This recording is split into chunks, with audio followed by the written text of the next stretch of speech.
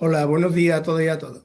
Hoy tenemos una sesión de asesoramiento en prevención de riesgos laborales. Lo da Rafael Avilés, que pertenece a la cooperativa Poniente Prevención. Tiene una dilatada experiencia en prevención, en trabajo en prevención de riesgos laborales. Con este asesoramiento que damos en implantación, lo que estamos desarrollando es un proyecto que hemos solicitado en la Junta de Andalucía. Este proyecto hay que decir que está financiado por la Junta de Andalucía, por la Consejería de Empleo, Empresa y Trabajo Autónomo, y que se refiere o tiene que ver con la mejora de la competitividad de cualquier tipo de empresa a través de la implantación de planes de prevención de riesgos laborales, con el ahorro que significa todo lo que tiene que ver, todo lo que tiene que ver con la gestión de la empresa, independiente de la parte fundamental que tiene que ver con, en este caso, de la prevención de cualquier tipo de accidente o de enfermedad. Pero desde el punto de vista empresarial, lo que tiene que ver es cómo se gestionan estos recursos para ser más competitiva la empresa. Como hemos dicho, este es un proyecto que está financiado por la Consejería de Empleo, Empresa y Trabajo Autónomo de la Junta de Andalucía. Y sin más preámbulos, dejo en este caso al ponente para que pueda explicar todo lo que es el asesoramiento pertinente de este proyecto. Muchas gracias. Cuando tú quieras, Rafael. Gracias, Pepe. Buenos días. Bueno, agradecer a Faesta la ocasión que nos brinda a la cooperativa para poner de manifiesto algunas de las cuestiones en cuanto a prevención y su implantación en las empresas. Y bueno, como bien ha dicho Pepe, Grupo de Prevención Andalucía, que es la empresa, soy socio y trabajador de la empresa, de la cooperativa. Llevamos desde el año 2003 trabajando en prevención de riesgos laborales como servicio de prevención acreditado por la Junta de Andalucía, y a raíz de la propuesta que nos hizo Pepe, vimos conveniente organizar esta conferencia, eh, tocando varios puntos importantes desde el punto de vista centrado sobre todo en cooperativas. Por un lado, ver la obligación de la empresa, las obligaciones que la empresa tiene en prevención de riesgos laborales.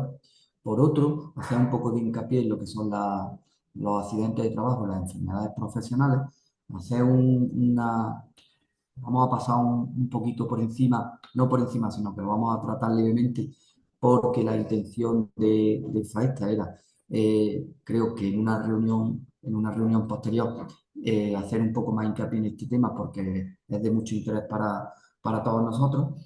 Y después pues vamos a ver un tema de coordinación de actividades empresariales que normalmente las empresas lo tenemos un poquito más olvidado, porque quizás en el sector de la construcción sí está más implantado, pero en el resto de empresas no. Y realmente tenemos prácticamente las mismas obligaciones. Y hacer también al final o durante la reunión, pues las responsabilidades que tiene la empresa, y el tipo de responsabilidades, y tanto empresarial como de los trabajadores.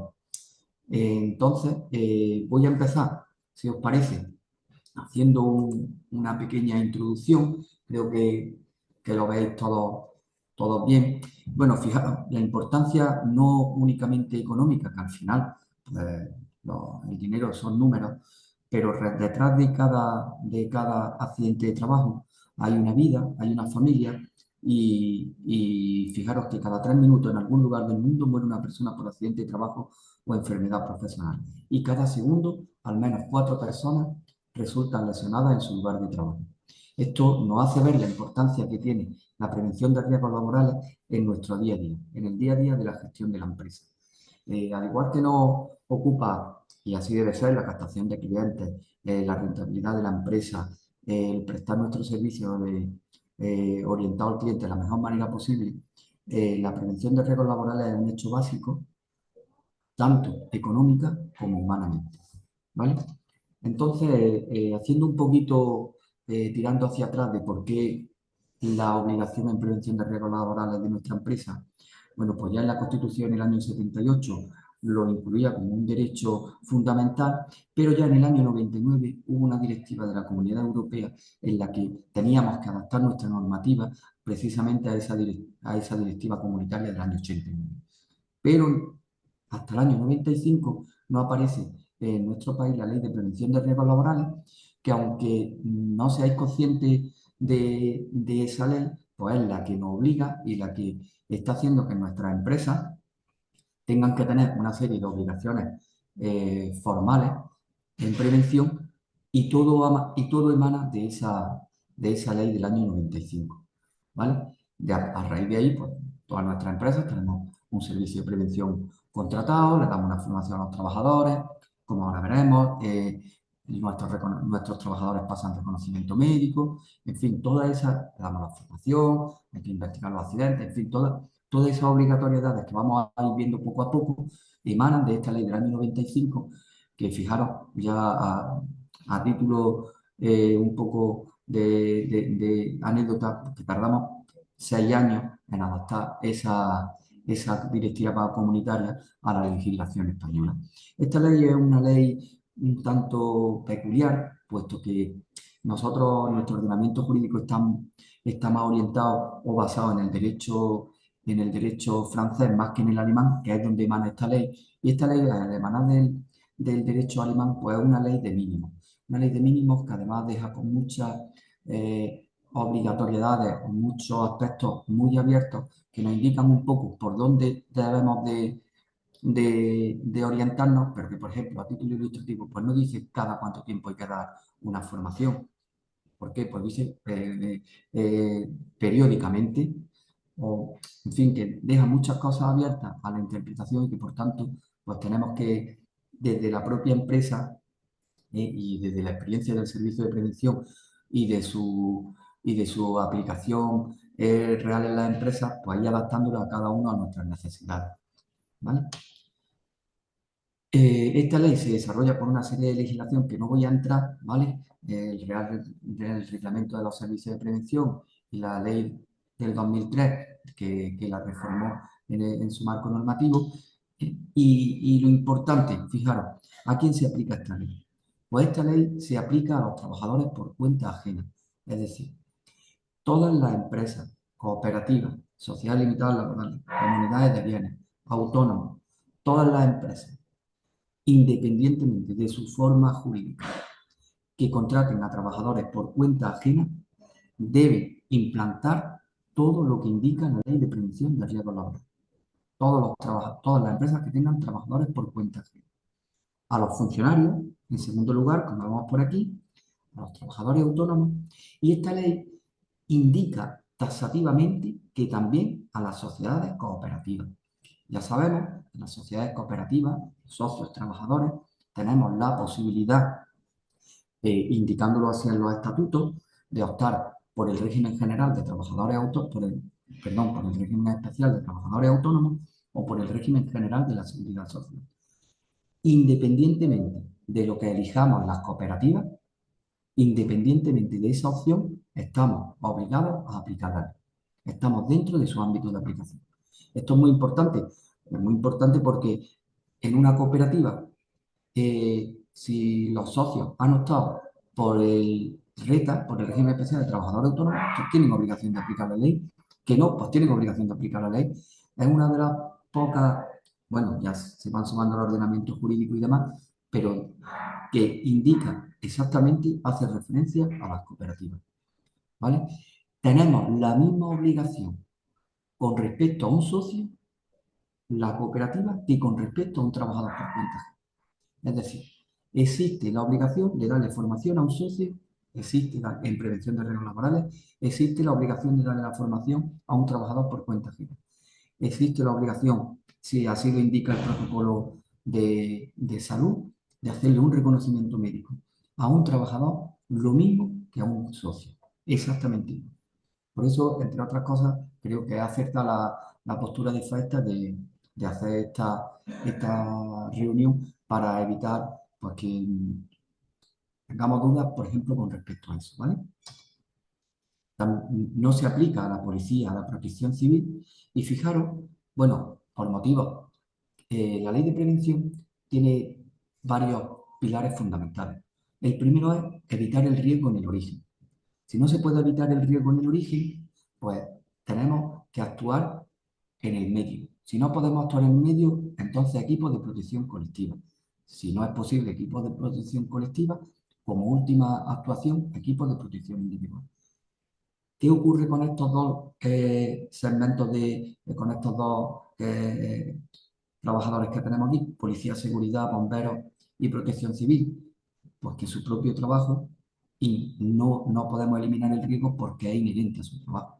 No podemos decirle a un policía que no entre si hay un atraco o que no se persone en una situación en la que haya peligro para su integridad, puesto que es precisamente su trabajo. ¿Vale? Y ahí veis que quizás lo hayáis escuchado porque es muy, muy, muy reciente. Cuando se aprobó la ley de prevención, excluía la relación laboral de carácter especial del servicio del hogar familiar. ¿Vale? Esta que tenemos aquí y que yo podría haberla eliminado de ahí, pero he preferido tacharla para que veáis cómo las mujeres y hombres que trabajan en el hogar familiar, que antes no se aplicaba la ley de prevención, pues ya entran dentro del ámbito de aplicación y por tanto tienen todos los derechos y todas las obligaciones que el resto de trabajadores. Ha sido muy, muy, muy reciente, muy, muy, muy reciente. Yo creo que no hace más de 15 20 días. ¿Eh? Y bueno, pues estas personas, si alguno de en vuestra casa tenéis una mujer o un hombre que ayude en las tareas domésticas, pues que sepáis que tenéis la obligación de hacer una evaluación de riesgo, un plan de prevención, darle la formación y la información de sus riesgos y de todas las obligaciones que vamos a ver a lo largo de la mañana. ¿Vale? Muy bien. ¿Cómo gestionamos la prevención? ¿Qué opciones tenemos a la hora de integrar la prevención de riesgos laborales en nuestra empresa? Pues bien, hay varias. La primera es que el propio empresario, si es un trabajador autónomo, pues el propio autónomo, si es una cooperativa, pues el presidente o el administrador único, ¿eh? En la que el propio empresario pues, asuma personalmente las tareas preventivas. ¿Cuándo se puede hacer eso? Pues en empresas de menos de 10 trabajadores, en empresas de menos de 10 trabajadores, pero que no estén incluidas en el anexo 1, que es un anexo de especial peligrosidad, que trabaje de forma habitual en el centro de trabajo y que tenga la capacidad correspondiente a las funciones a desempeñar. ¿Qué es esto?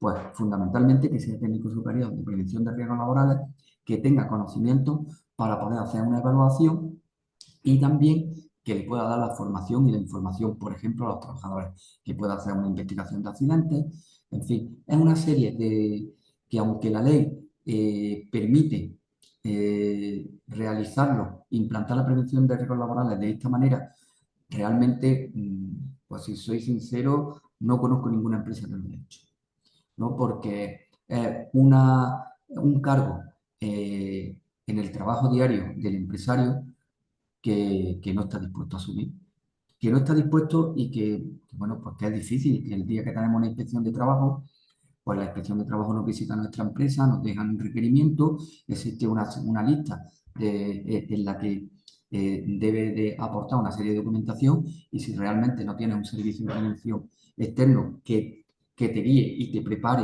la documentación o mejor, si ha hecho bien su trabajo, que la tenga ya incluida en el plan de prevención y que por tanto la empresa lo esté haciendo, realmente te sientes perdido. ¿Vale? Otra de las posibilidades es constituir un servicio de prevención propio, que es obligatorio en empresas de más de 500 trabajadores o en empresas de este anexo 1 que os comentaba, que es de especial peligrosidad, que entonces la obligación es de más de 250 trabajadores. Por haceros un poquito qué empresas están incluidas en el anexo 1. Pues las empresas de construcción, las empresas de movimientos de tierra, las empresas de electricidad, las que están expuestas a contaminantes químicos, en fin. Si es cierto que esto, pues, al ser una obligación, sí es verdad que hay empresas que lo tienen implantado. Pero bueno, si hay alguna empresa de más de 500 trabajadores, con más de 250 trabajadores en el anexo 1, que estemos, pues, al final no vemos, me podéis preguntar cómo lo estáis gestionando y vemos cómo se puede hacer, ¿vale? Mínimo tiene que tener integrados dos especialidades, ¿vale? Las especialidades son seguridad en el trabajo, higiene, medicina del trabajo y ergonomía y psicosociología aplicada. Normalmente, incluso teniendo más de 500 trabajadores, hay muy pocas empresas que lo hagan de esta manera o si lo hacen, minimizan con esas dos especialidades, quizás seguridad e higiene, y el resto lo subcontrata con un servicio de prevención ajeno. Sí conozco casos de empresas de más de 500 trabajadores que tienen un servicio de prevención propio constituido, que tienen su técnico de prevención, y bueno, pues puedo poner el ejemplo de alguna cooperativa de, no de trabajo asociado, pero sí de alguna cooperativa agraria, que nosotros le llevamos, somos su servicio de prevención ajeno en medicina del trabajo, y ellos pues han constituido su servicio de prevención en las otras tres especialidades técnicas. Bien, pero nos subcontratan muchos otros trabajos, investigación de accidentes, la formación, si compra una nueva maquinaria, pues la adaptación de esa formación a la nueva maquinaria. En fin, pero bueno, es un hecho que es posible, el servicio de prevención propio está ahí, pero que la realidad del día a día de nuestras cooperativas no creo que sea esa. Vale, ahí os pongo cuáles son las actividades del anexo 1 del reglamento de servicios de prevención especialmente peligrosas. Trabajo con contaminantes, exposición a radiaciones ionizantes, a sustancias o mezclas de toxicidad aguda, en fin. Pero muy importante es esta, la de trabajos de minería y la de construcción. Trabajos eléctricos de alta tensión, porque sí es cierto que hay muchas cooperativas, en este caso que es donde nos centramos, en que se dedican pues, a esas actividades. Bien, tened en cuenta estas empresas, porque no podéis asumir personalmente el empresario las tareas preventivas y si tenéis más de 250 trabajadores, pues debéis constituir un servicio de prevención ajeno. Otra de las opciones, vamos a ver, la primera, como hemos dicho, que el empresario, primera, que el empresario asuma personalmente las tareas preventivas, segunda, servicio de prevención propio, tercera, designación de trabajadores. Si tenéis un trabajador que es técnico superior en prevención de riesgos laborales, puede asumir las tareas preventivas. La realidad es que tampoco no conozco ninguna empresa en que haya optado por esta tercera modalidad. ¿Por qué? Pues porque es un trabajo de mucha responsabilidad, como luego veremos, es un trabajo muy amplio que necesita mucho tiempo si no tiene estandarizado, como los servicios de prevención tenemos nuestro trabajo, que va a tener que dedicar mucho tiempo y posiblemente no se haga, a no ser que sea un técnico de prevención que provenga de un servicio de prevención ajeno y que tenga cierta experiencia, realmente es complicado. Y el último, que es el que no utilizan, sino el que se adhiere en la mayoría de las empresas, pues recurrir a un servicio de prevención ajeno. Yo creo que el 100% de las empresas que asistimos hoy a la reunión habéis optado por un servicio de prevención ajena. Seguramente, si sois vosotros los encargados de la prevención de riesgos laborales, los responsables en vuestra empresa, pues sabéis que tenéis un servicio de prevención ajeno contratado. ¿Por qué? Pues además de por la factura que os pasan periódicamente, pues porque sabéis que os visita un técnico periódicamente, que le ha dado la formación a los trabajadores, la formación y la información de sus riesgos, que pasáis los reconocimientos médicos, que si habéis tenido una inspección, habéis llamado a vuestro servicio de prevención para que audite el sistema y prepare la documentación para enviar la inspección. En fin, si no conocéis a vuestro técnico de prevención, permitidme que os diga que es un indicador negativo. Si no sabéis ni quién es el técnico, ni quién es vuestro servicio de prevención, el servicio de prevención no está haciendo un buen trabajo, ni vosotros estáis implantando la ley de prevención y no estáis aprovechando ese dinero que estáis destinando a prevención y que no se está realizando el trabajo. ¿Vale? Eh, bueno, pues comentaros que los servicios de prevención, quizás algunos de vuestros servicios de prevención hayan cambiado de nombre porque había un proceso de fusiones y demás. Y bueno, como yo le digo a mis clientes, pues nosotros somos un poco, Grupo de Prevención Andalucía, como la caja rural las cajas rurales en el sistema financiero. Eh, ya hay 4 o 5 entidades financieras fuertes y cajas rurales, cooperativas de crédito que se mantiene ahí un poco en el limbo, ¿no? No en el limbo, pero sí fuera de las fusiones y ahí estamos nosotros. Actualmente en la provincia de Granada, que es donde tenemos nuestro domicilio social, únicamente ya hay somos los únicos, bueno, nosotros y una empresa más, los demás son todos grandes operadores y a nivel de cooperativa, actualmente creo que somos la única cooperativa, el único servicio de prevención de riesgos laborales con formato de cooperativa de trabajo social, ¿vale? En cualquier caso, ya os digo, el 100% de vosotros me atrevería a decir que tenéis un servicio de prevención ajeno contratado, pero si por cualquier motivo habéis optado por algunas de las modalidades anteriores, bien designación de trabajadores, bien servicio propio o bien que asuma las tareas el propio empresario, independientemente de la modalidad elegida, todos tenemos que hacer lo que ahora os voy a comentar. Voy a ir un pelín rápido porque seguramente eh, tenéis ya un poco de nociones respecto a esto, lo veis en el día a día y bueno, no nos vamos tampoco a centrar en algo que si el 100% de las cooperativas lo tiene que contratar fuera, pues que sea el servicio de prevención contratado el que se encargue de, de orientaros y que doy por hecho que lo están haciendo, por supuesto, ¿eh? De lo que tenéis que hacer. Pero sí para que os sirva de que si no lo estáis haciendo, pues que se lo requiráis a vuestro servicio de prevención. Oye, tenemos nosotros esto, todo esto que vamos viendo. Lo primero es prevenir y evaluar. ¿Prevenir y evaluar qué es? Pues lo primero que tiene que hacer una empresa cuando contrata un servicio de prevención de riesgos laborales es hacer una evaluación de riesgo. ¿Qué es una evaluación de riesgo? Pues por puesto de trabajo y por maquinaria y equipos, ver los riesgos que hay y las medidas preventivas para evitar accidentes.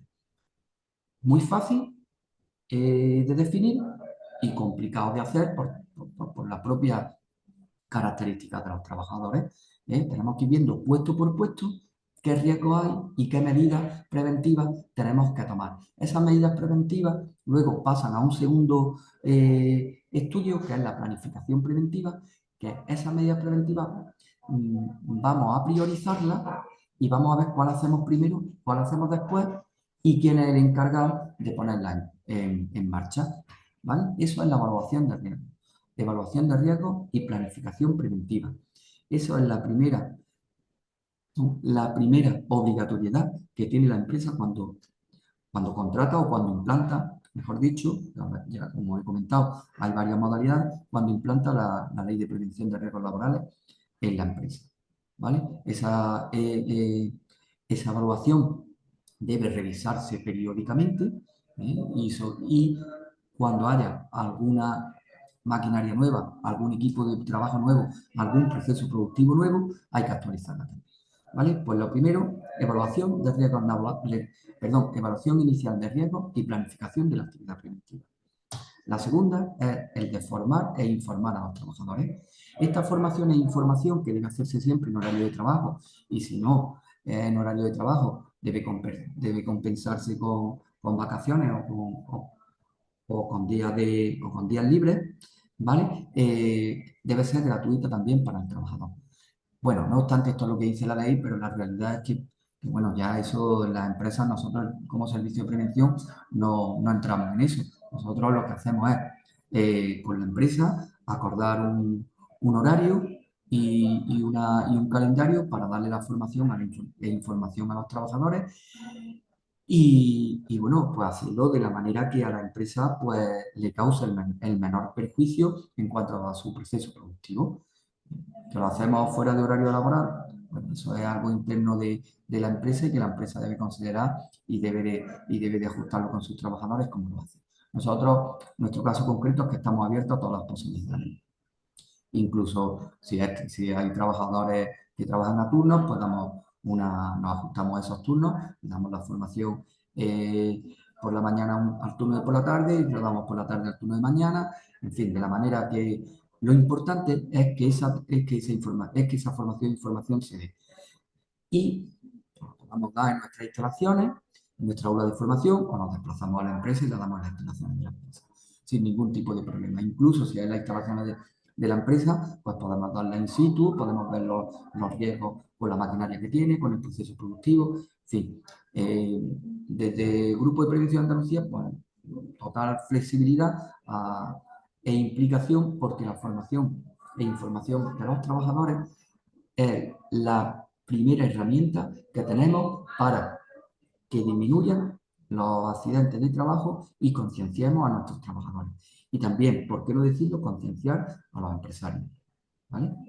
Bien, pues esta formación que está centrada en el puesto de trabajo, eh, la da un técnico, en nuestro caso siempre la da un técnico superior de prevención bueno, pues eh, tenemos que tener en cuenta también que esta formación, porque es muy fácil cuando contratas un servicio de prevención, establecer un calendario y dar la formación inicial.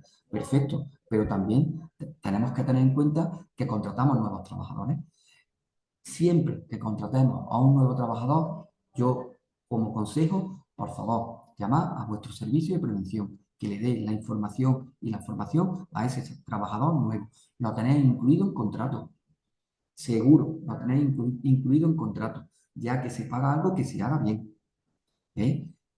Tenedlo en cuenta eso porque muchas veces, eh, lo digo porque yo que estoy en el otro lado, pues, mis compañeros que van a visitar una empresa, que cuando tenemos una inspección de trabajo y empezamos a preparar la documentación, pues nos damos cuenta que hay trabajadores que están dados de alta y que no tienen esa formación, perdón, pero es porque no nos han avisado. Oye, que ya pagáis esto, ponedlo en marcha, ¿vale? Es un consejo que os doy. ¿Vale? Esta formación, como decía, la ley es muy amplia y no establece, por ejemplo, que sea presencial, se puede hacer online. Mm, la experiencia me dice que si es online y está bien documentado, esa formación es válida.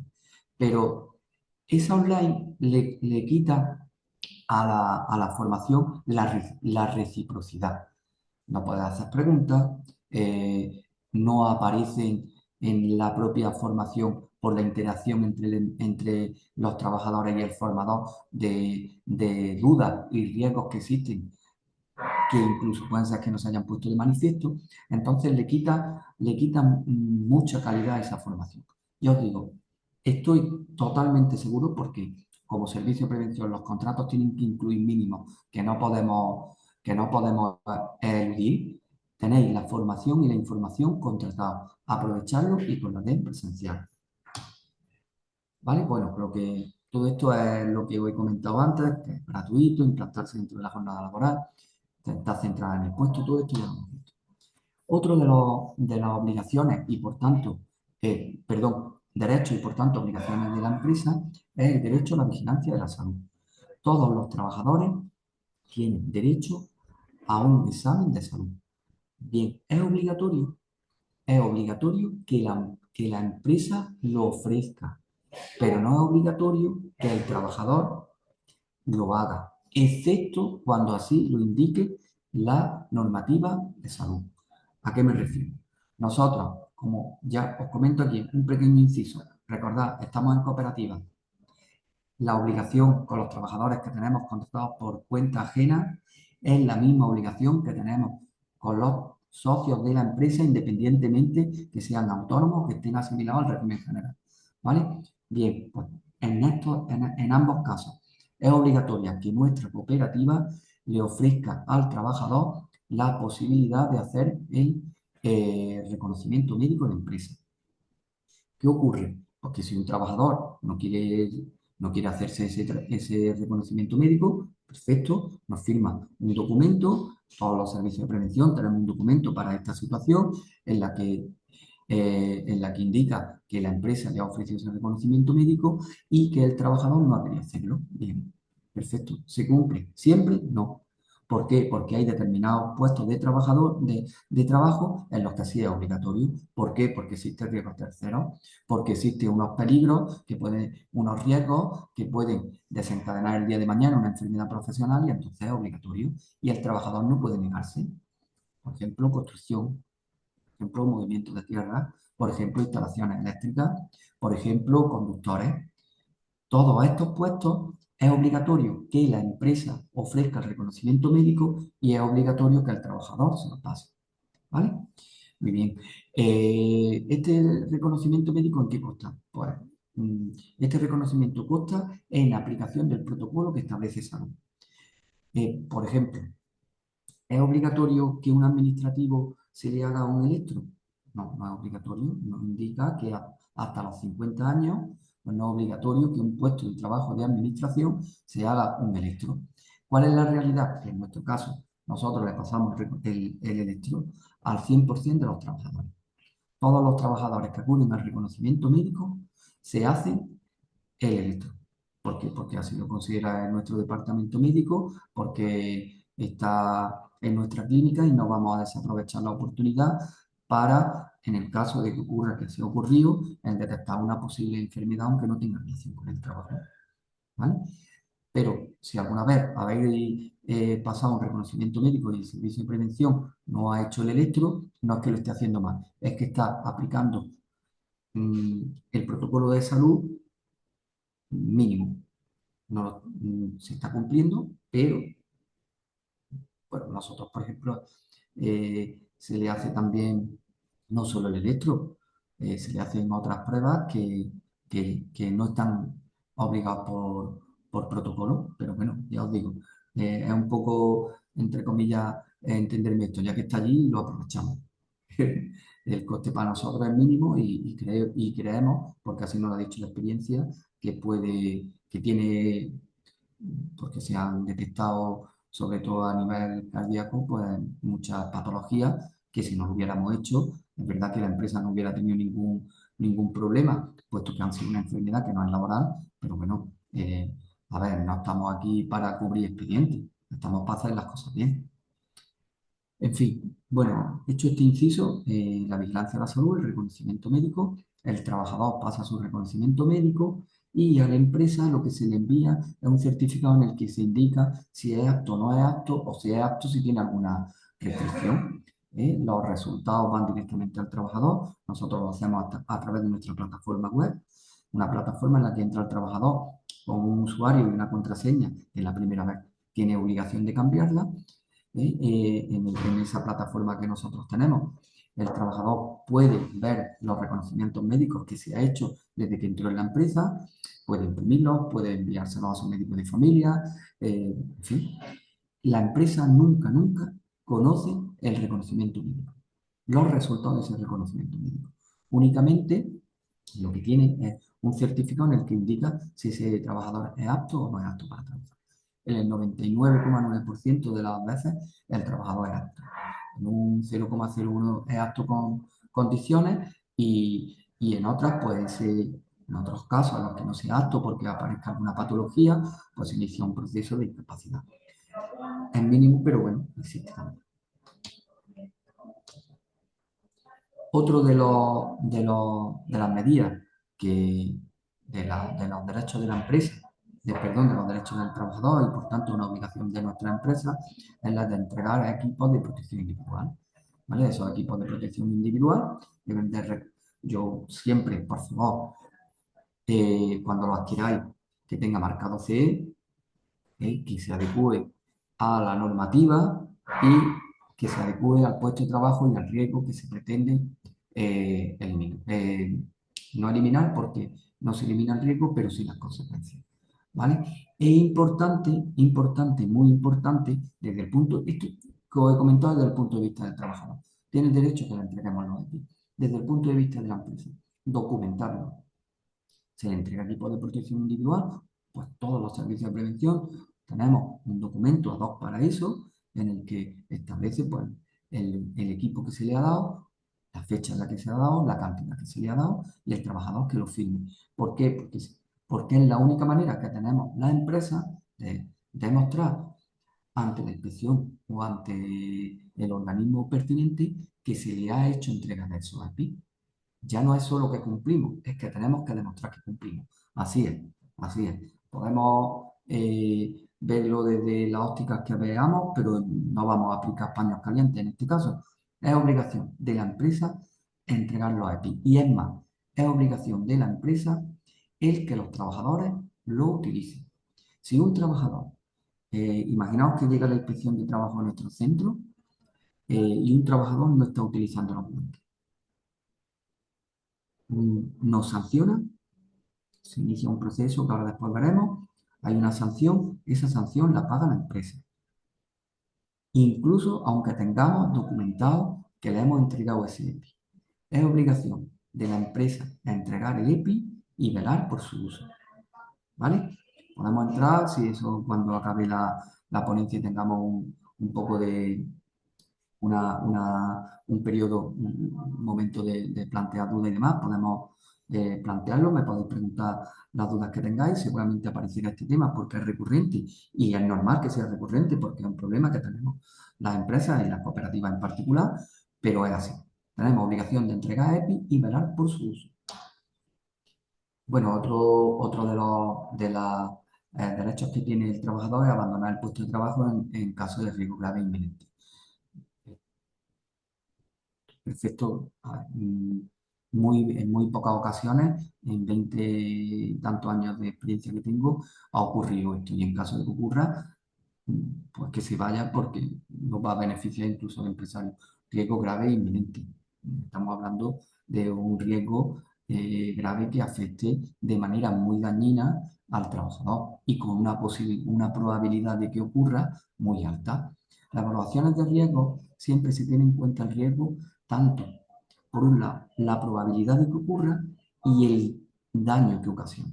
Entonces, un riesgo grave es que la probabilidad de que ocurra sea muy alta y que el daño para el trabajador sea muy grave, ¿vale? Eso, la verdad, que yo me lo he encontrado muy pocas veces en el puesto de trabajo y si así ocurre, pues no sé, imaginaos que hay una empresa de mantenimiento de carretera y no tienen equipos de señalización, no tienen conos, no tienen pues, ropa de alta visibilidad, en fin, eso en una autovía pues sería un riesgo grave e inminente y ahí el trabajador pues tiene el derecho, como es obvio, a abandonar el puesto. Bueno, hay determinados colectivos en los que están especialmente protegidos, como son las trabajadoras embarazadas, los menores y los discapacitados. Y fijaros que, probablemente en caso de mujeres embarazadas, seguramente habréis tenido noticia de vuestro servicio de prevención, porque cuando hay una mujer embarazada en nuestra empresa, existe la posibilidad de que se dé de baja por riesgo en el embarazo. En ese caso, que ocurre muy, muy, muy a menudo, pues el servicio de prevención tiene que hacer un informe, y ese informe se envía a la mutua y la mutua establece si le da la baja por riesgo en el embarazo o no. Cada vez estamos más atados los servicios de prevención de pies y de manos en cuanto a este tema. ¿Por qué? Porque existe una guía eh, que sigue las mutuas prácticamente al pie de la letra, en la que establece el puesto de trabajo y la semana en la que se da de baja, en la que puede darse de baja por riesgo en el embarazo. Todo lo que se salga de ahí es muy difícil de conseguir, pero bueno, se consigue y siempre de la mano del servicio de prevención, haciendo el informe, estableciendo eh, la evaluación de riesgos a los riesgos a los que está expuesto y por qué existe la posibilidad, ya sea riesgo para la embarazada o para el feto. ¿Vale? Y fijaros que esto es muy importante y es lo que yo os decía, documentar la actividad preventiva de la empresa.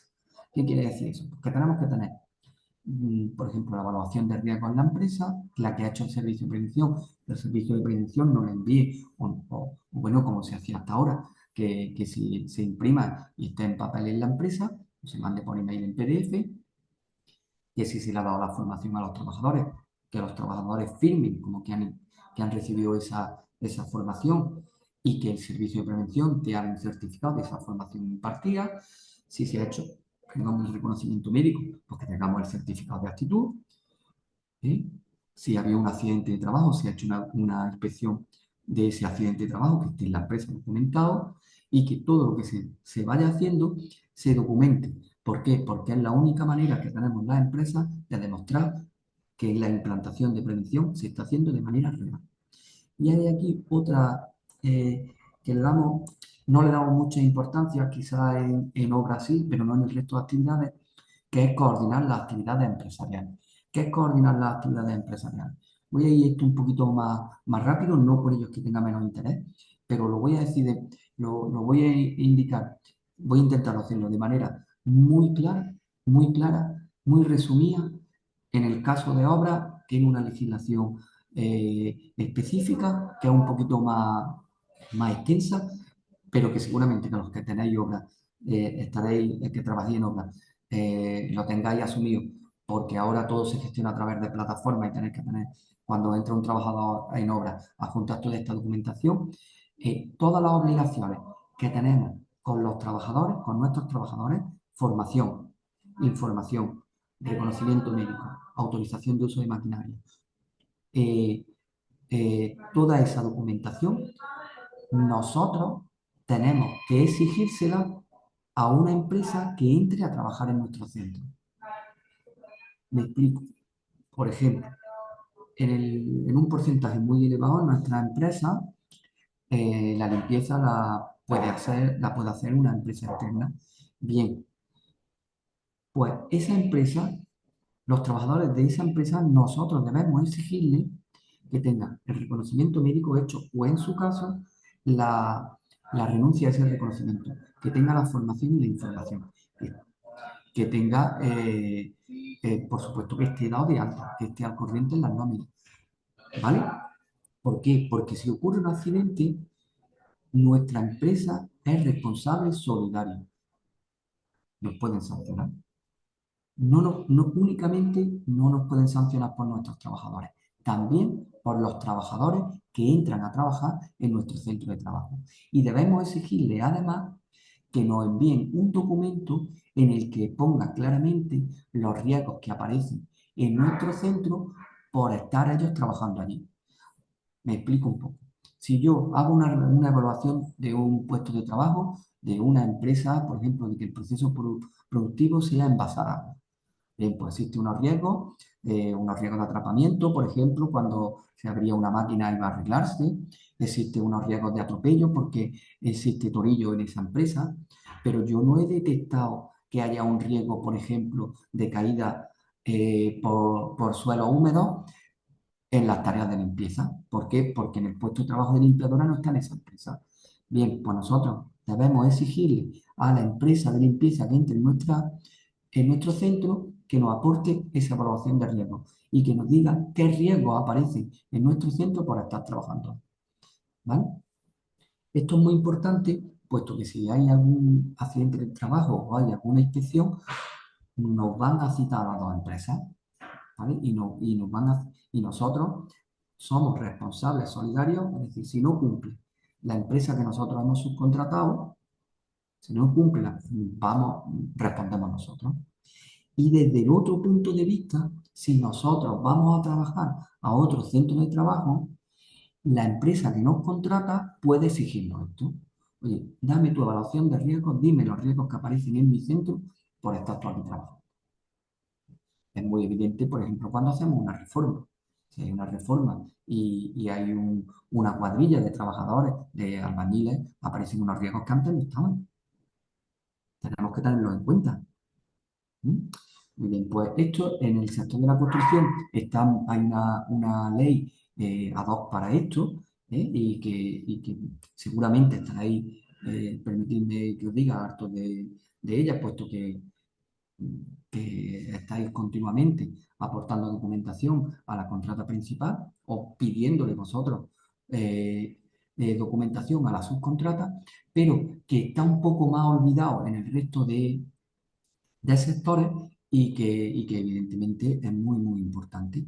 Por eso, recordad, cuando entren empresas a nuestro centro de trabajo, aparecen riesgos, evaluación y todo lo que hemos hablado de que es obligación de que nosotros son obligaciones nuestras respecto a nuestros trabajadores, que la empresa que contratamos cumpla con lo suyo. ¿Por qué? Porque somos responsables solidarios. ¿Vale? Muy bien, quería hacer un poco hincapié en eso de la coordinación de actividades empresariales, porque a veces nos centramos en nuestro entorno y no llegamos un poco más allá. Incluso sé que el servicio de prevención, pues es una asignatura, entre comillas, pendiente, puesto muchas veces porque no conocemos estas situaciones. No está de más que si entra una empresa a trabajar en vuestro centro de trabajo, llamáis a vuestro servicio de prevención cuando estén allí realizando su actividad y que el servicio de prevención pues documente y evalúe los riesgos que aparecen allí, pues porque hay esa otra empresa. Porque si no tenemos conocimiento, no podemos poner solución. Vamos a ver qué más tenemos por aquí. Tenemos derecho a unas medidas de emergencia, bueno, eso... Y bueno, sí es importante fijaros las obligaciones de los trabajadores. Entramos en arenas movedizas. Hasta ahora, y está muy bien especificado y tenemos muy claro, en este caso, nosotros como empresarios, como gerentes o como socios de la cooperativa, cuando tenemos funciones directivas, cuáles son nuestras obligaciones, todas las que hemos visto. Pero ¿qué pasa con los trabajadores? Bueno, pues los trabajadores también tienen sus obligaciones. Deben usar correctamente las máquinas, deben utilizar los equipos y medios de protección facilitados por la empresa, no poner fuera de funcionamiento los dispositivos de seguridad. Pero ¿qué ocurre? Ocurre que esta responsabilidad eh, nunca puede ser económica. Es decir, nosotros como empresa no podemos sancionar internamente a un trabajador de manera económica por incumplir la ley de prevención. Entonces, bueno, nos encontramos ante una situación complicada, pero que debemos ir gestionando con la ayuda del servicio de prevención, con la ayuda de la formación y con la única medida que tiene la empresa, que es la amonestación disciplinaria al trabajador. Ya sabéis que el ordenamiento jurídico y la jurisprudencia, pues ha habido casos en los que varias amonestaciones a los trabajadores por incumplimiento en prevención de riesgos laborales, eh, amonestaciones disciplinarias, pues han sido bases suficientes para que se pueda expulsar, echar al trabajador, despedir al trabajador por despido disciplinario. ¿Vale? Es complicado, pero sí es cierto que es la única manera, la utilización que todos los servicios de prevención ponemos a disposición de nuestras empresas, es el documento de incumplimiento por parte del trabajador de sus obligaciones en prevención de riesgos laborales, que como hemos visto también las tiene. ¿Vale? Eh, yo aconsejo, si es posible, que esa amonestación siempre se haga con un testigo y que si es posible, pues que ese testigo firme también ese documento. Por eso ya os decía que nos movemos en arena un poco movediza, pero que sepáis que existe esa posibilidad, que desde mi punto de vista, seguramente también desde el vuestro, no es la forma y mejor de hacerla, pero que a veces hay que recurrir a la única herramienta que tiene la empresa para eso. Y siempre, eh, por ejemplo, el tema de la formación, no me cabe duda que todos los servicios de prevención lo hacen en sus sesiones formativas, nosotros por supuesto que sí, indicamos pues, las obligaciones de las empresas, no puede ser de otra manera, pero también las obligaciones del trabajador. ¿Vale? Y la importancia que tiene para evitar los accidentes de trabajo que los trabajadores utilicen los EPI y lo utilicen de forma correcta. ¿Vale? Continuamos con las obligaciones de los trabajadores, informar de inmediato a tus superiores o a quien la cadena de mando indique, pues si hay algún riesgo que pueda afectar a ese trabajador o a compañeros, y cooperar con el empresario siempre para que exista unas condiciones de trabajo seguras. ¿Vale? Bueno, aquí esto que viene ahora, que es también un derecho que tienen los trabajadores, que es la de nombrar delegados de prevención. Pues mira, es obligatorio delegado de prevención, que sale de forma muy rápida de entre los delegados de personal. En empresas de menos de 50 trabajadores no obligatorio, de 50 a 100 pues tienes que tener dos delegados, como indica ahí, de 100 a 503, en fin, se debe reunir y el Comité de Seguridad y Salud, que es un órgano paritario entre empresas. Voy muy rápido porque entiendo que quizás no haya muchas empresas de este tipo entre los que estamos aquí hoy, ¿no? Pero bueno, pues si más de 50 trabajadores, tenemos que tener nuestro Comité de Seguridad y Salud, que está formado de manera paritaria por representantes de la empresa y representantes de los trabajadores, que son esos delegados de prevención que hoy he comentado, ¿vale? Y bueno, pues, hay que reunirse de forma trimestral y tratar todos los temas de importancia en prevención y darle una solución, hacer un informe y un acta, perdón. Y bueno, pues deciros que los servicios de prevención y los técnicos, en este caso, de manera personal, bueno, pues sí, tenemos la posibilidad de asistir a esos comités. Nosotros hay empresas que nos requieren periódicamente para que asistamos. Asistimos con voz pero sin voto, pero la verdad es que se arroja mucha luz en estos temas. ¿Vale? Si estáis en este caso, no dudéis, llamad a vuestro servicio de prevención y que asista a las reuniones del Comité de Seguridad y Salud, porque van a ayudar mucho a resolver problemas y van a ayudar mucho a esa visión técnica para solventar todos los problemas que vayan apareciendo en nuestra empresa, ¿vale?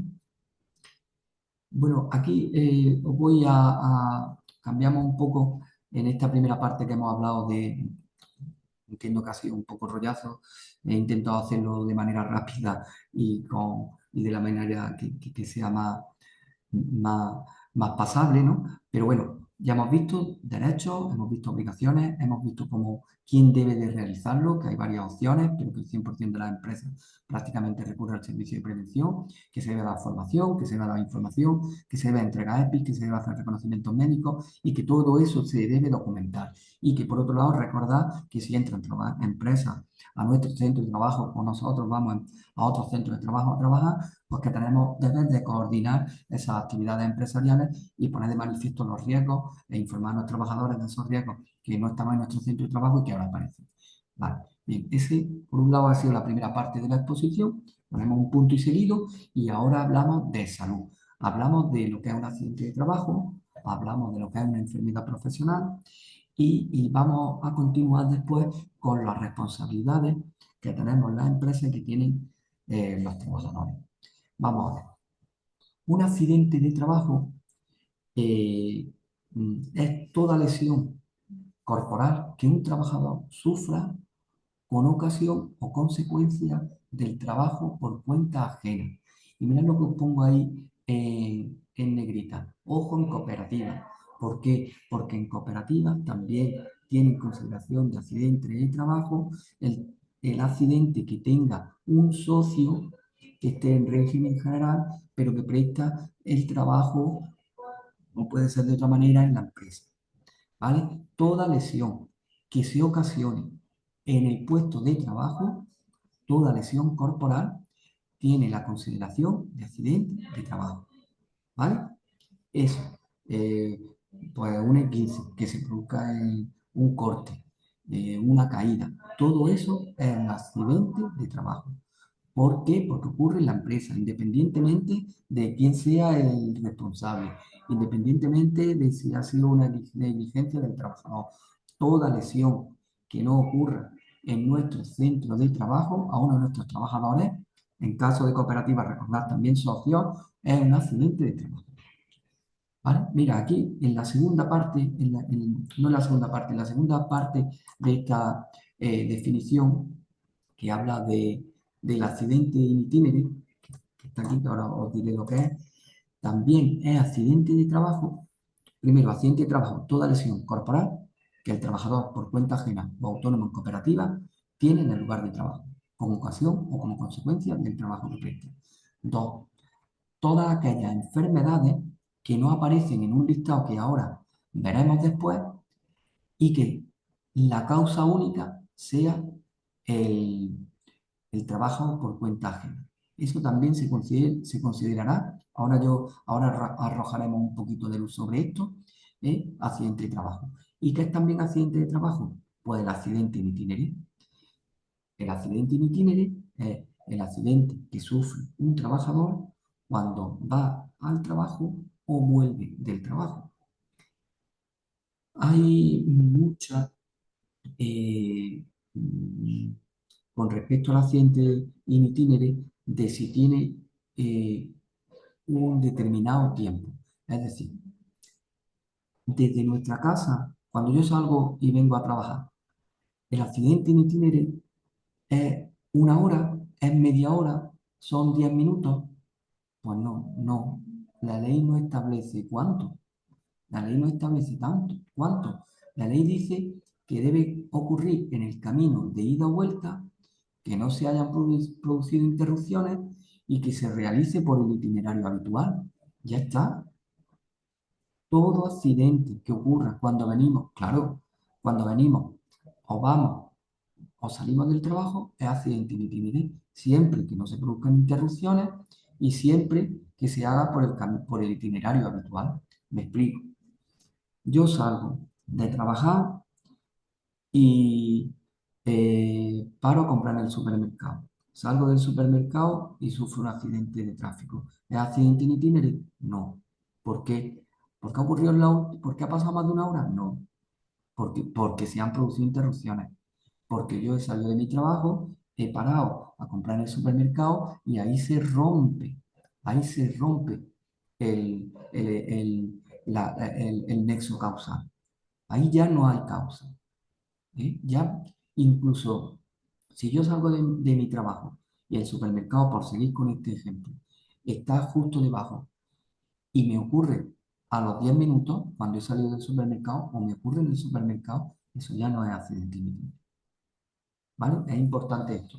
Igualmente, si yo mañana mi centro de trabajo está en Loja, en Granada, tengo que visitar a una empresa que está en Sevilla y me ocurre el accidente cuando he pasado Carmona, cuando he pasado, pues entonces, o bueno, Carmona pilla un poco cuando he pasado Agua Dulce, que más o menos está una hora, pues sigue siendo accidente de trabajo. Yo voy al trabajo, me voy a incorporar al trabajo y sigo, no se han producido ninguna interrupción y me ocurre un accidente. Por eso es accidente in itinere.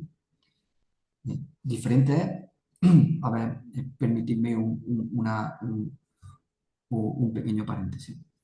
Vamos a ver. El que se produce cuando vamos o volvemos del trabajo. ¿Qué quiero decir? Que si yo entro a trabajar a las 8 y voy de mi casa al trabajo, aunque me ocurra antes de las 8 el accidente in itinere, que me ocurre, por ejemplo, en el caso que yo he puesto, de que voy a trabajar a Sevilla. Yo empiezo a trabajar a las 8 pero he venido a mi puesto de trabajo o he salido de mi casa a las 8 yo tengo un accidente de trabajo y no un accidente in itinere.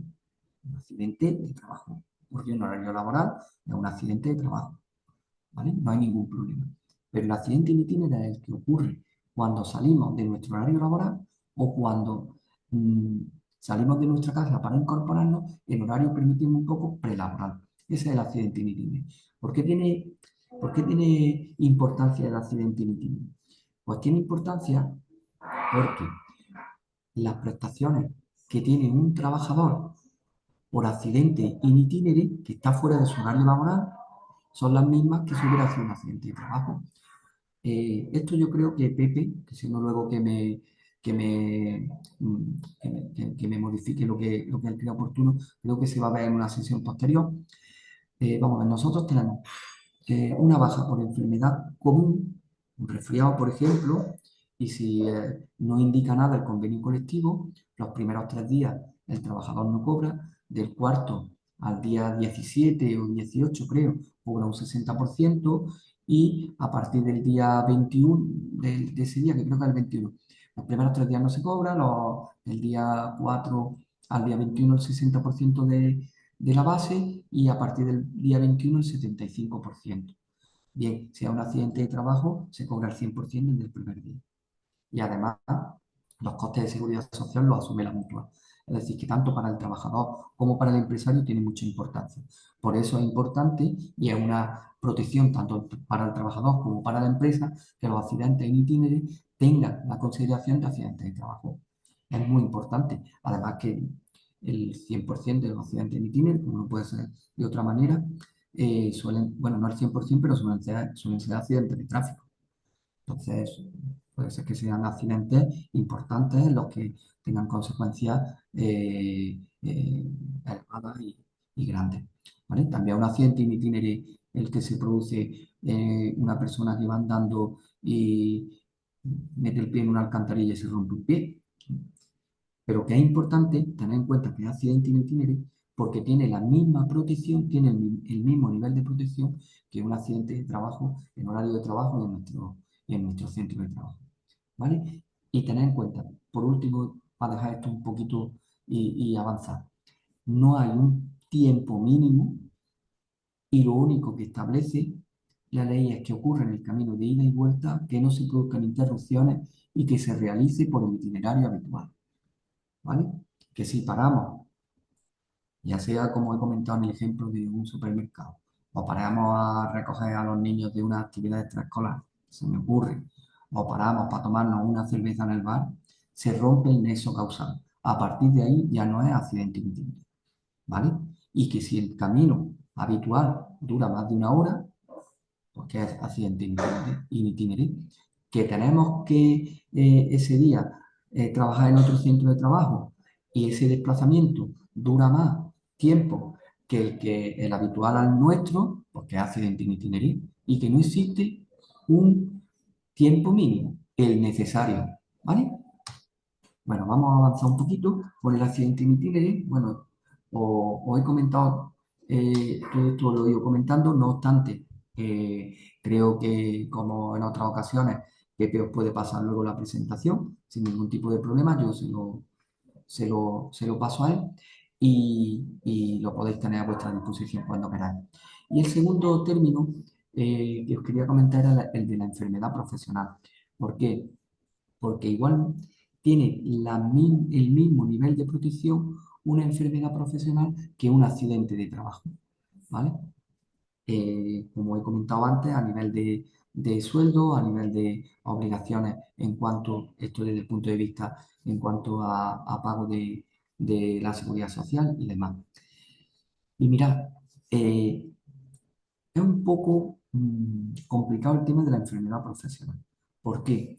Pues porque es enfermedad profesional todas las enfermedades contraídas por el trabajador eh, ocasionadas a consecuencia del trabajo por cuenta ajena, también para socios de cooperativa, ¿vale? Que aparezca en un listado que se establece por Real Decreto, mira, en este Real Decreto, el 1299/2006, todas las enfermedades que aparezcan en ese Real Decreto asociados a la gente que la produce, si un trabajador de nuestra empresa la tiene, es enfermedad profesional. Todo lo que se salga de ahí es muy difícil que, que sea catalogado como enfermedad profesional. ¿Vale? ¿Por qué? Porque tendríamos que demostrar que la única causa de esa enfermedad profesional ha sido el trabajo. Vamos avanzando un poquito y creo que va a quedar más claro. ¿Vale? A ver si está por aquí. ¿Dónde está el cuadro de enfermedades profesionales?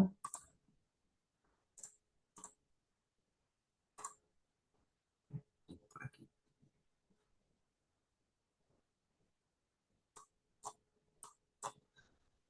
Ahora mismo, pensé que lo tenía por aquí, pero bueno, os lo pasaré. Os lo pasaré sin ningún... os lo pasaré en otra presentación. Mm, quiero decir, vamos a ver.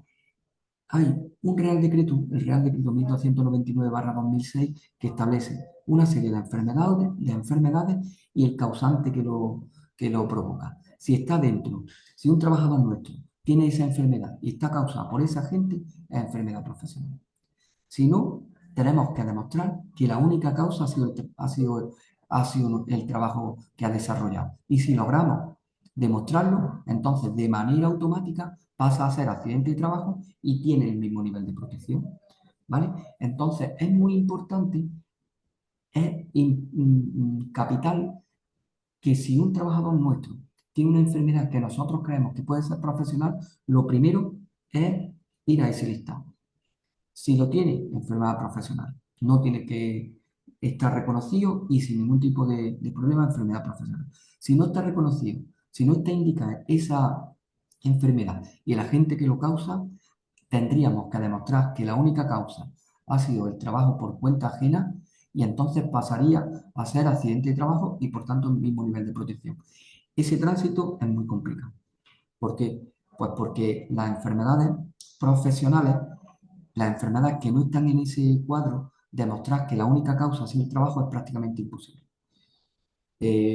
A ver, ponemos por ejemplo el caso entre comillas, ellas mismas se autodenominan así, de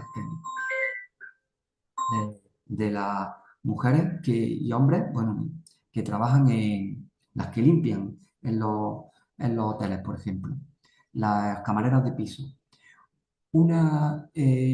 Por ejemplo, una hernia de una mujer que trabaje, o de un hombre, de que trabaje eh, como camarera o camarero de piso, no está reconocida como enfermedad profesional, no está en ese listado, y demostrar que la causa exclusiva ha sido el trabajo es imposible.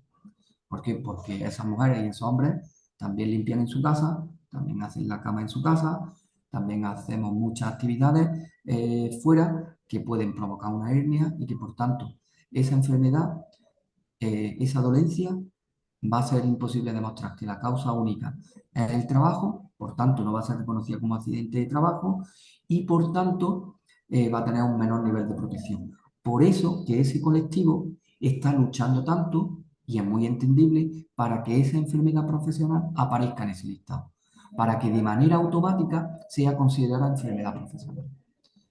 Que, por cierto, ya a nivel particular, pues lo veo justo y lo veo adecuado. ¿Vale? Entonces, accidente de trabajo se produce de forma eh, puntual, es una lesión corporal y tiene un nivel de protección del 100% en nómina y de bonificación de seguros sociales. Y es accidente de trabajo también, lo que hemos hablado del accidente litigio. Enfermedad profesional, toda enfermedad que aparece en ese listado que os he comentado eh, que aparece en el Real Decreto 1299/2006 y la ley que lo desarrolla, y que esté siempre la enfermedad asociada a la gente que lo provoca, ¿vale? Y si luego cualquier otro tipo de enfermedad, si logramos que sea demostrar únicamente por el trabajo, por ocasión del trabajo, pues pasará a ser accidente de trabajo. Prácticamente imposible, no lo digo. Por eso la importancia de que ese Real Decreto se vaya ampliando a enfermedades profesionales que van apareciendo, y que la causa es únicamente el trabajo y que por tanto no esté el peso de esa prueba en el trabajador y en la empresa. ¿Vale? Y ahí, por ejemplo, os pongo el ejemplo de una enfermedad profesional. La silicosis, que es producida por inhalación de partículas de polvo. ¿Vale?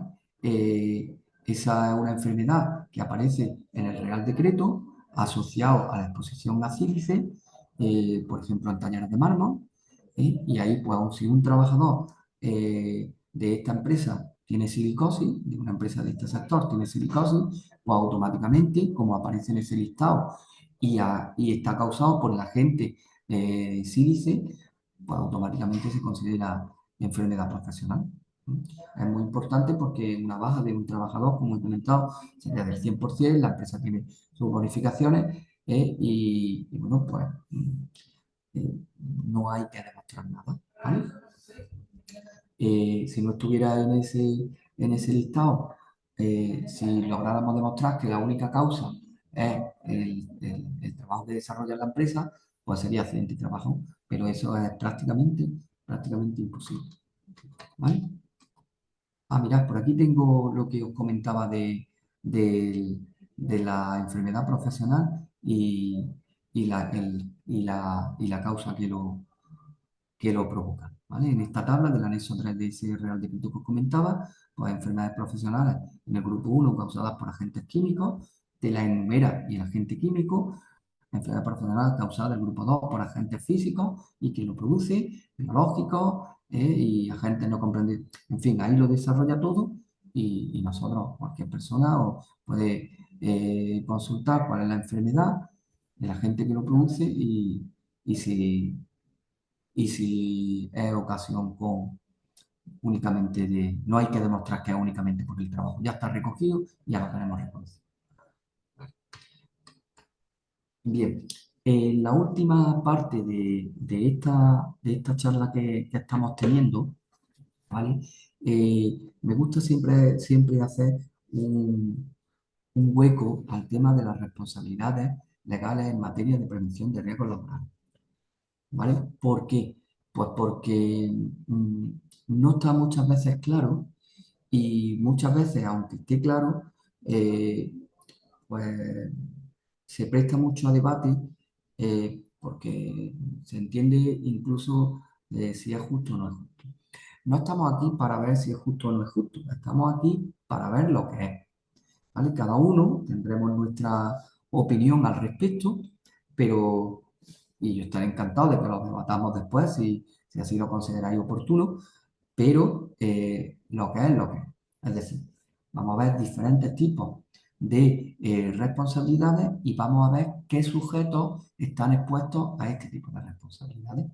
Mira, estos son los tipos de responsabilidades que hay en prevención de riesgos laborales. Administrativa, civil, penal y disciplinaria. Vamos a ir viéndola de manera individual cada una de ellas, ¿vale? Y el agente o la persona que tiene este tipo, persona física o jurídica, que tiene este tipo de responsabilidad. Mira, la primera responsabilidad es la responsabilidad administrativa. ¿Qué es la responsabilidad administrativa? Pues la responsabilidad administrativa es una sanción económica que se impone, que puede llegar hasta 983.000 euros, como vemos ahí. Ahora voy a enseñar un poquito en qué se basa, ¿vale? Y que lo impone la autoridad laboral a propuesta de la Inspección de Trabajo. ¿Qué es esto?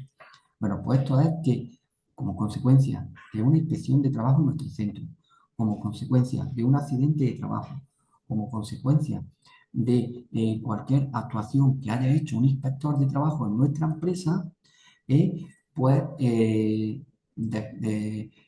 vamos a hacer un pelín más práctico. Se llega un inspector de trabajo a nuestro centro de trabajo y nos deja un requerimiento de una serie de documentación que debemos de aportar en el plazo de una semana. Aportamos esa documentación. Previamente ese inspector de trabajo, además de hacer ese requerimiento, ha visitado nuestro centro de trabajo y ha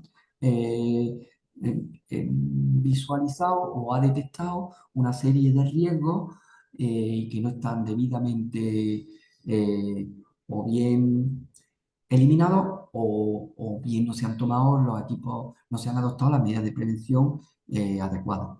Como consecuencia de esa actuación y de esa visita y de ese aporte de documentación que nosotros hemos hecho en la empresa, el inspector de trabajo cree que se han incumplido determinados preceptos de la ley de prevención y por tanto no propone, hace una propuesta de sanción. ¿Eh? Ha llegado el inspector, como os digo, nos ha dejado el requerimiento, nosotros lo hemos aportado en tiempo y forma, ¿eh? Y el inspector aún así hay determinados incumplimientos en prevención en nuestra empresa y al cabo de un mes y medio, pues tenemos una propuesta de sanción de la inspección de trabajo. Pues vamos, por ejemplo, ha llegado a nuestra empresa y ha visto que los trabajadores en una mesa de corte, pues por un lado no tenía, la mesa de corte no tenía protección y además es que los trabajadores no tenían los guantes anticorte puestos. Pues por eso nos impone una sanción. Esa sanción hay, la propone la Inspección de Trabajo, pero quien lo impone es la autoridad laboral, es la Junta de Andalucía en este caso. ¿Eh? El inspector ha mandado ese informe a la delegación y desde la delegación de la Junta de Andalucía, de la Delegación de Trabajo, pues nos llega esa sanción. Bien, ¿Qué podemos hacer con esa sanción? Propuesta de sanción. Dos cosas. O bien hacer un pliego de descargo, que la experiencia me dice que en muy pocas ocasiones llega a buen fin. ¿Por qué? Pues porque cuando un inspector propone una sanción y la delegación la impone es porque ha habido un incumplimiento en previsión, o pagarla, que hay una serie de bonificaciones por pagarla cuando te llegue de marca, que ahora veremos. Bien, ¿quién debe pagar esta sanción? Imaginaos que en el ejemplo que os he puesto, la sanción no ha sido porque la máquina no tenía eh, el- el- la protección, sino porque el trabajador no tenía los guantes puestos. La sanción la paga la empresa. La sanción no la paga nunca el trabajador. ¿Eh? Entonces, por eso, ya os digo, podemos entrar en lo justo e injusto de la situación, pero la realidad es que la empresa es quien paga esa sanción, ¿vale? Por eso importa. La sanción, cuando el inspector de trabajo impone una sanción por incumplimiento, pues te dice si es leve y en qué grado, mínimo, medio o máximo. Pues va desde leve en grado mínimo de 45 euros hasta muy grave en grado máximo de 983.000. Bien, ¿por dónde van los inspectores? Los inspectores van por aquí. Normalmente, y si es por un incumplimiento como el que os he puesto, pues suele estipular que es grave en grado mínimo y propone una sanción de entre 2.451 euros y 9.830 euros. ¿De qué depende? Pues depende de cómo lo valore el, el inspector, depende también pues de que haya el criterio de graduación que pongo aquí, de la peligrosidad de las actividades, de que imaginaros que el inspector ha estado allí en más de una ocasión, en que la gravedad de los daños producidos o potenciales que puedan pasar sean muy elevados, que en lugar de un trabajador haya cinco, que sea muy evidente que el empresario no ha tomado medidas. Todo eso lo utiliza el inspector de trabajo para graduar esa inspección, esa sanción y tanto definirla como leve, grave o muy grave y dentro de esa definición graduarla en grado mínimo, medio, máximo. También, por ejemplo, mirar la inobservancia de las propuestas de- del Comité de Seguridad de Salud, del documento de prevención, en fin.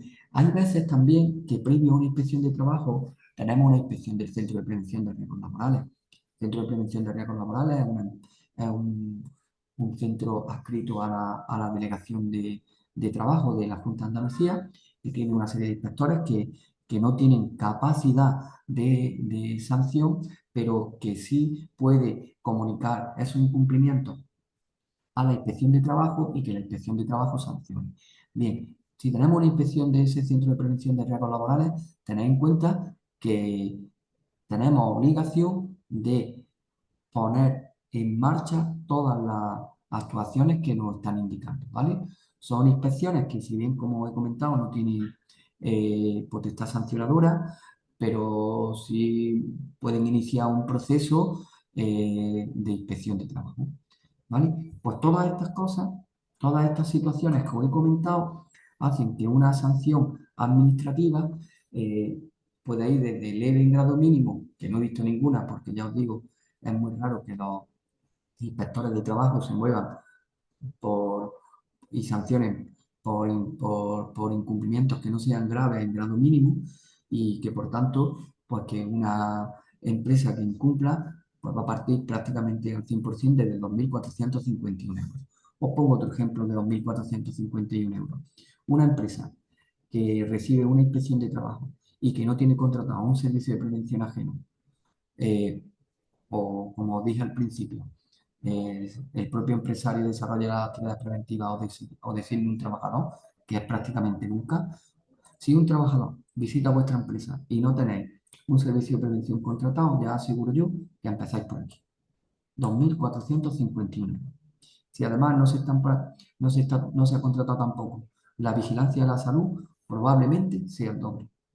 2.451 € por no tener las especialidades preventivas contratadas y 2.451 € por no tener la vigilancia de la salud contratada, a modo de ejemplo. A modo de ejemplo, pues un trabajador, una inspección de trabajo en una obra con trabajadores trabajando en altura, sin que tengan redes y sin que tengan líneas de vida o arnés, por ejemplo, estamos hablando que probablemente estemos en el margen este. Eso si no ocurrió un accidente, ¿vale? Y aquí os comento, cuando llega a la sanción, pues existen dos posibilidades. O bien, la primera, hacer un pliego de descargo ante esa sanción, eh, argumentando todo lo que creamos conveniente. Ya os digo, no es un argumento que se le ha dado a un trabajador, a un EPI que no se lo ha puesto, aunque lo tengamos firmado. Ya vimos al principio, por eso la importancia de que es obligación de la empresa tanto entregar el EPI como velar por su uso. O bien hacemos un pliego de descargo o bien pagamos con una reducción del 40% esa sanción, ¿vale? Aceptamos la aceptación de esa propuesta de sanción, disminuye un 20% y otro 20% por pronto pago. Esas dos son las dos, las dos opciones que tenemos cuando nos llega una sanción y que, por supuesto, como he comentado, eh, únicamente es responsable la empresa. No un trabajador no puede, no puede pagar una sanción administrativa impuesta a la empresa. Imaginaros que me podéis decir cualquiera de vosotros, bueno, yo tengo un acuerdo con un trabajador en que yo, si le doy las gafas y no se las pone, viene la inspección, la sanción la paga él. ¿Vale? Todos los acuerdos que tengáis de manera privada, la única validez que tienen es de manera privada, pero que si ese trabajador eh, mm, pone de manifiesto ante un inspector que ha pagado una sanción administrativa de la empresa, se nos va a caer el pie. Pero que se nos cae el pie. Pero así de claro y de injusto si lo queréis ver desde ese punto de vista. Esa sanción administrativa que pone, que propone la inspección de trabajo y que impone la autoridad laboral, la tiene que pagar la empresa. ¿Eh? Hay otra responsabilidad administrativa que hemos visto esta primera que os nombré aquí, que es la de carácter sancionador, pero hay otra que es de carácter indemnizatorio, que es porque ha ocurrido un accidente de trabajo y había unas consecuencias y que va a un recargo del 30 al 50% de las prestaciones derivadas de la enfermedad profesional. ¿Qué quiere decir esto? Pues que hay que pagarle una indemnización a un trabajador por ese accidente, por las consecuencias del accidente que ha tenido. ¿Vale? No existe posibilidad ninguna de asegurar esto con ningún seguro. ¿Vale? Ningún seguro responde de los incumplimientos en materia administrativa. ¿Vale? Es compatible con otras responsabilidades, como ahora veremos, y bueno, pues es revisable ante el juzgado de lo social, claro. Si nosotros hemos elegido el primer camino que os comentaba, hacer un pliego de descarga ante la autoridad laboral, y la autoridad laboral no lo ha considerado y seguimos estando obligados a tener ese pago, pues claro, podemos ir primero a un contencioso administrativo y si es consecuencia de un carácter indemnizatorio, pues también revisable ante un juzgado de lo social. Hay otro, vale. Hay otro tipo de responsabilidades, ¿vale? Que son como la suspensión o cierre temporal del centro de trabajo o limitaciones a la facultad de contratar con la administración. En caso de una infracción grave o muy grave, pues existe la posibilidad de que se ponga que durante un tiempo pues que no puedas contratar con ayuntamientos o que no puedas contratar con la Junta de Andalucía o con cualquier entidad pública. Bien, esto lo he visto muy poquitas veces y sobre todo esto es un proceso largo y no creo que no van por ahí las actuaciones de la inspección de trabajo.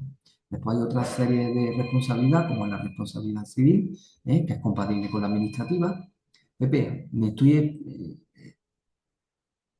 Eso te iba a comentar, ya hemos concluido, vamos, son las 11 casi 10 por si aligera un poco, porque pusimos a las 11 también para Vale, respetar venga, de acuerdo. el horario de las personas, Disculpa. ¿vale? Es muy interesante todo lo que estás diciendo, yo no te quería interrumpir, pero bueno, por centrar, por empezar y acabar en una hora, no por otra cosa. Vale, vale. Bueno, pues sí, hablaremos con Pepe si estimo oportuno de alargarlo en otra ocasión a ver cómo lo hacemos, pero bueno, existe también responsabilidad civil, que es carácter indemnizatorio como consecuencia de la reparación de un daño de un accidentado, ¿vale? Y responsabilidad penal, que puede llegar hasta una sanción de pena privativa de libertad, es solo para personas físicas, pero bueno, sabemos que detrás de una entidad jurídica siempre hay un administrador, que es una persona física y que va a través de un juzgado de lo penal. Pero sí me gustaría, Pepe, esta pequeña transparencia que tengo aquí de quién son los responsables de cada una de los tipos de responsabilidades. Y fijaros que el empresario es el único responsable en una sanción administrativa, que como hemos visto es la del dinero, ¿vale?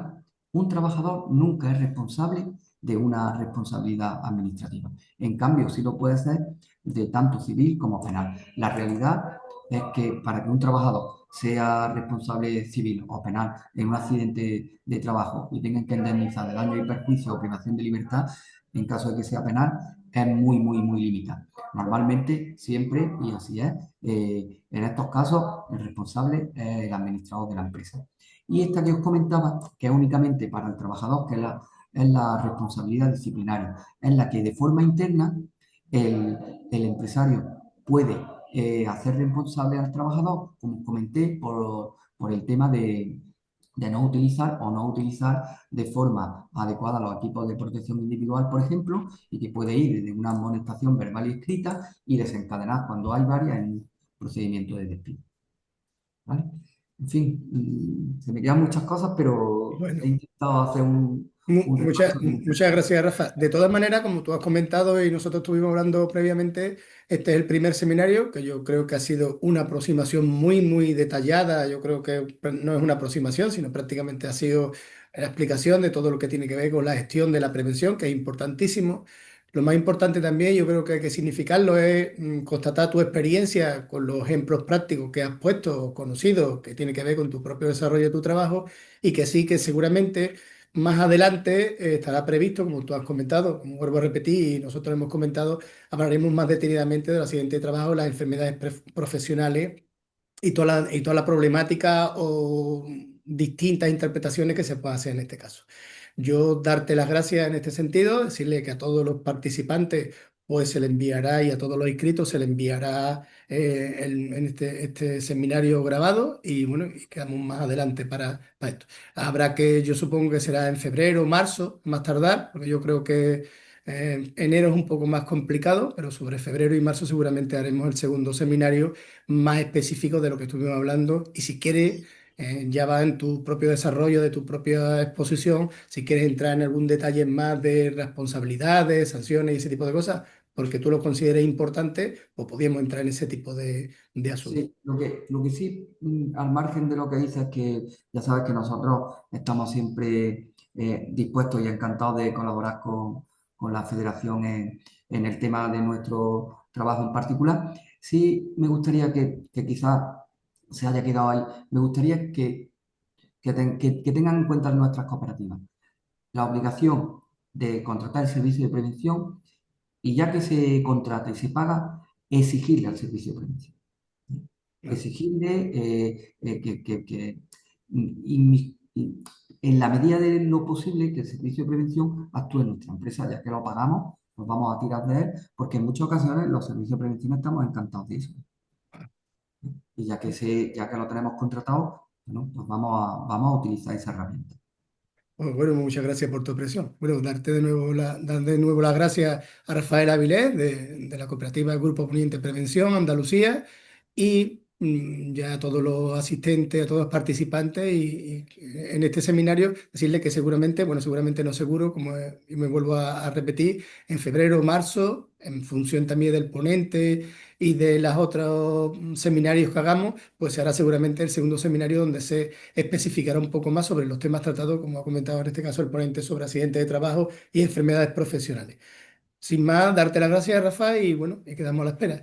Voy a cortar la grabación. Ya sabéis que a todos los participantes que esto se difundirá o se mandará, se difundirá a través de la web de FAETA, se le mandará el link a todas las personas que estén interesados en escuchar esto más detenidamente, con un lápiz y un papel de los que uno va parando y copiando, porque si no se le escapan las cosas. Bueno, Y pues muchas Pepe, mira, para gracias. acabar una cosilla, Venga, disculpa, pásale mi email porque me siento un poco responsable también de haberme alargado y no haber dado pie a que se hagan la oportunas preguntas y dudas que haya. Pásale mi email, por favor, y que cualquier duda que tengan, que me la planteen por email, vale. se lo resuelvo de manera inmediata, ¿vale? Lo que podemos hacer es que yo lanzaré un email y la gente que tenga unas preguntas un poco más determinantes, yo las voy recogiendo todas y te las envío a ti. Ah, Si acaso perfecto. en el Muy bien. siguiente seminario, aparte de lo que hemos hablado, pues vamos a hacer uno o dos seminarios más. Si en el segundo seminario da de sí de todas las preguntas que se hagan, la idea es que todo el mundo que haga una pregunta se pueda enterar de las contestaciones, Vale. porque hay gente que Sí, otras cooperativas a lo mejor tienen las mismas preguntas, no cae o en ese momento no lo va perfecto. adecuado y con eso lo previene. Y así lo tenemos siempre se entera más gente, no solamente la persona que lo pregunta, sino otras más gente en ese sentido, ¿vale? Yo Muy bien. mandaré ahora cuando mande el tipo de lo que es la grabación, pues seguramente diré que todo el que esté interesado, porque haga las preguntas pertinentes a efectos de que tú te hagas una relación de cuáles son las preguntas que hace y damos la opción que se entere otras cooperativas en este caso de esta problemática. Muy Bueno, bien. pues corto la grabación y bueno, adiós a todos y a todos y muchas gracias. Muchas gracias, Rafa, a ti. Venga, hasta luego. Gracias, Pepe. Hasta luego.